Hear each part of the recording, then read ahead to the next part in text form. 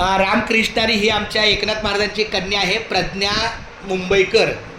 हिने माझ्या शब्दाला मान देऊन रामकृष्णारी विठ्ठल केशवा गोविंद माधवा या नामस्मरणाचं, नामलेखनाचं, नामसागराचं लेखन केलं.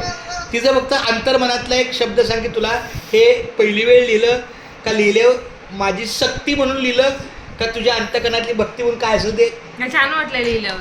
हा मग तुझं 30 सेकंदात मनोगत सांग.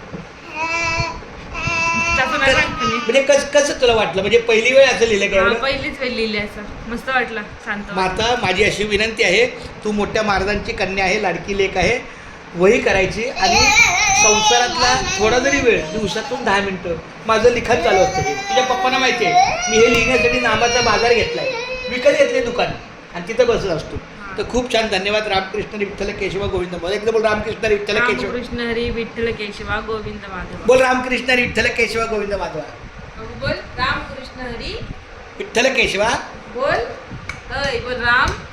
नाही बोलणार. चला, खूप धन्यवाद. रामकृष्ण हरी. रामकृष्ण हरी.